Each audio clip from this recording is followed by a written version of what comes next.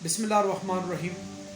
किसी ने बड़ी खूबसूरत बात कही थी कि जब तक लालची ज़िंदा है नुसरबाज कभी भूखा नहीं मरेगा। आज के इस व्लॉग के अंदर भी हम कुछ इसी तरह की कहानियाँ पाकिस्तान की आवाम के सामने रखेंगे।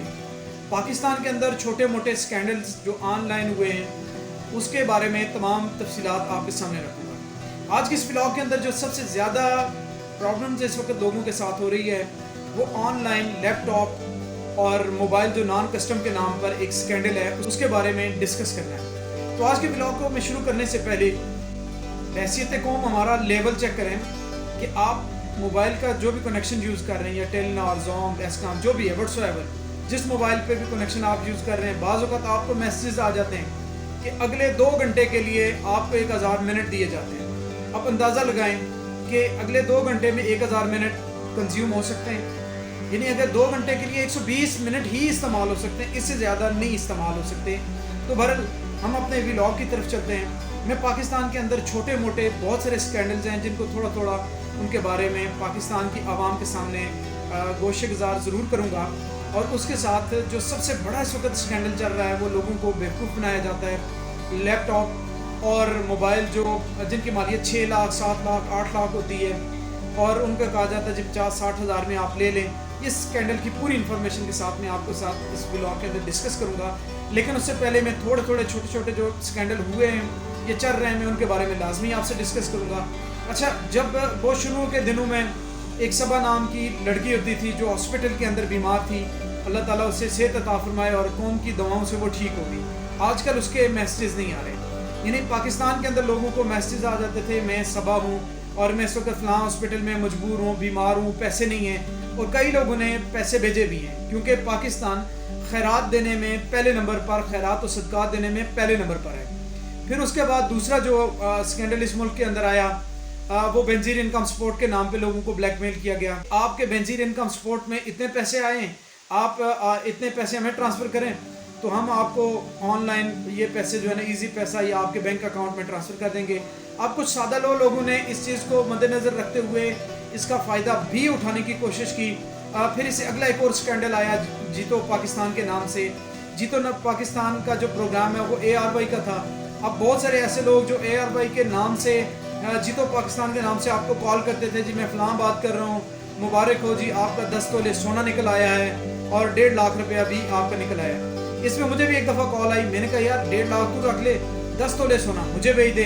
तो वो उसने कॉल काट ली, वो समझ गया मेरा जो अब यहाँ पे ये मामला नहीं चल सकते। इसके अलावा एक और स्कैंडल जिसको हम डिस्कस करेंगे ईजी पैसा का स्कैंडल। इसमें बेसिकली ईजी पैसा अकाउंट 3737 से मैसेज आ जाता है कि आपके अकाउंट में इतने पैसे आ गए या इससे कट गए हैं, लेकिन आप एक मैनुअल नंबर से, जैसे टेलीनॉर के नंबर होगा, ज़ोम, जेज या किसी इस तरह के नंबर से एक मैसेज आएगा जिसमें वो जो ईजी पैसे वाला मैसेज होता है वो आता है। अब उसमें यहाँ पे एक बहुत बड़ी शॉकिंग चीज़ ये होती है, अगर आपके अकाउंट में 15,000 पड़ा हुआ है ना, वो कभी भी 16,000 का नहीं आएगा, वो 15,000 फिक्स आएगा, या ये हो सकता है 14, 13, 12 यानी 15 से कम का मैसेज आएगा। इट्स मीन कि इन लोगों का ईजी पैसा अकाउंट के पास कोई ना कोई एक्सेस लाजमी है कि आपके अकाउंट को वो चेक करके आपको तब मैसेज भेजते हैं। तो जब आपके अकाउंट में पैसे होंगे तभी आपको ये मैसेज आएगा। फिर उसके बाद जो दूसरा एक और स्कैंडल आजकल पाकिस्तान के अंदर चल रहा है, एक उजरत की कॉल आती है आपको, जी अस्सलाम वालेकुम मैं फ़लाँ पुलिस वाला बात कर रहा हूँ और ये लें आप अपने भांजे से बात करें। अब जो भांजा छोटा सा होता है वो, जी अस्सलाम वालेकुम मामू मैं इस वक्त फ़लाँ थाने में पकड़ा हुआ हूँ, पुलिस वालों ने पकड़ा हुआ है, मुझे एक केस के अंदर करना चाह रहे हैं, आप प्लीज़ इन्हें 20,000 दे दें, मैं वालिद साहब से 20,000 लेके आपको दे दूँगा, मैं इनका ईजी पैसा अकाउंट आपको सेंड करता हूँ। कई लोगों ने पैसे भेजे भी हैं। फिर एक और पाकिस्तान के अंदर ऑनलाइन बहुत बड़ा स्कैंडल हुआ ईजी कर्जा के नाम पे। ये फेसबुक पे भी एड्स चल रहे थे, यूट्यूब के अंदर इनकी वीडियोस चल रही थी। कई लोगों ने बेचारों ने ये किया जी कि अपनी छोटी सी ज़रूरत पूरी करने के लिए 15,000 20,000 के लिए कर्जे के लिए अप्लाई कर दिया। अब इसमें क्या होता था, इसमें ये होता था कि आपने 15,000 के कर्जे के लिए जैसे ही अप्लाई किया, उन्होंने आपके शनाख्ती कार्ड की कापियाँ सारी चीज़ें ले ली।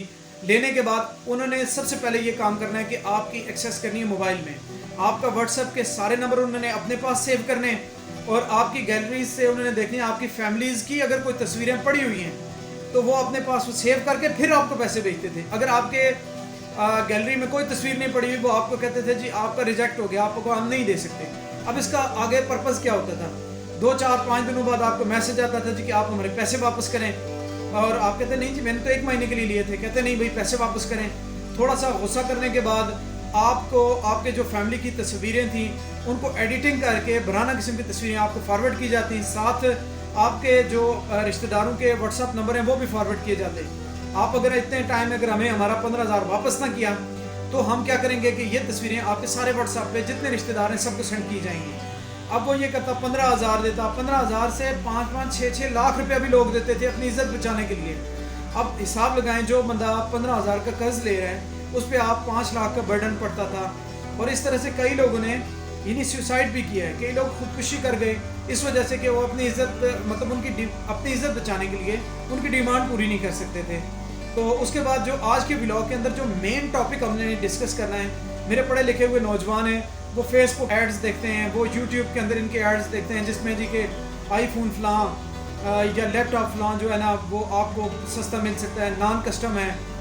आप जैसे उनके साथ मैसेज में जाते हैं तो दस्ती आपको व्हाट्सएप से रिप्लाई आना शुरू हो जाता है। इस्लाम दुआ होने के बाद आपको कहा जाता है जी कि हमारे पास नॉन कस्टम चीज़ें पड़ी हुई हैं, हमारे पास एक पूरा कंटेनर नॉन कस्टम चीज़ों का पड़ा हुआ है, इनको हम बेचना चाह रहे हैं और ये बाहर से आई हुई है, नॉन कस्टम है, इस वजह से हमें ये जो है ना इस तरह से बेचनी पड़ रही हैं। आप उनसे फिर आप कहते हैं जी मुझे फ़लाँ फ़ोन चाहिए, वो उसकी इन्फॉर्मेशन आपको सेंड करते हैं, उसकी सारी चीज़ें आपके पास आ जाती हैं। फॉर एग्जांपल कोई भी फ़ोन है जिसकी मालियत मार्केट वैल्यू 6 लाख रुपए है और वो आपसे डिमांड करते हैं जी इस मोबाइल की हम आपसे 60,000 रुपया चार्ज करेंगे और आपने इसमें 30,000 रुपये आपको एडवांस देना है और 30,000 जब आपको डिलीवरी होगी उस वक्त आपने यानी 40 मिनट तक जो डिलीवरी बॉय होगा, जो ये TCS वाला, वो बाहर खड़ा रहेगा।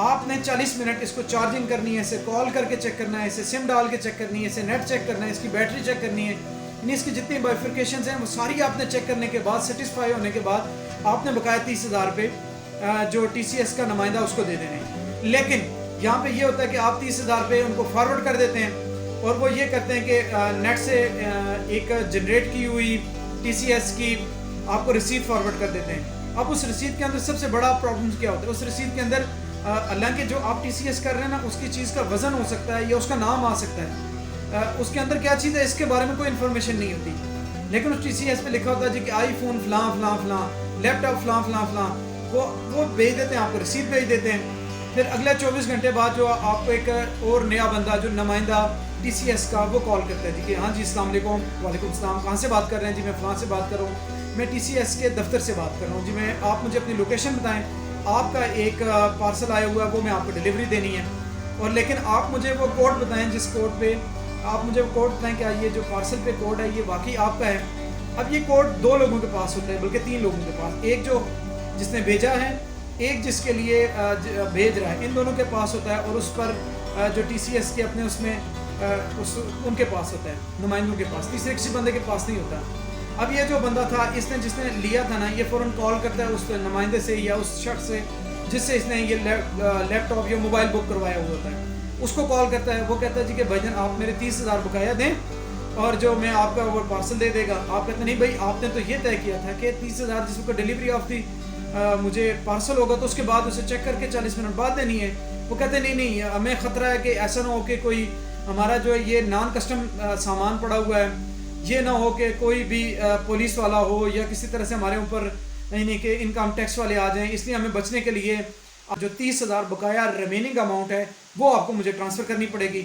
अब कुछ लोग मैंने शुरू में कही थी कि लालची जब तक जिंदा है और फ्रॉडिया भूखा नहीं मरता, तो ये शख्स अपने 30,000 बचाने के लिए 30 और सेंड कर देता है इस लालच के साथ कि जो ये मोबाइल आ रहा है, ये लैपटॉप आ रहा है, इसकी मार्केट 6 लाख की है, मैं 5 लाख का बेच दूंगा या 5-6 लाख का मुझे फ़ायदा हो जाएगा, या ना भी बेचा तो ये इतनी मालियत वाली चीज़ मेरे पास आ जाएगी।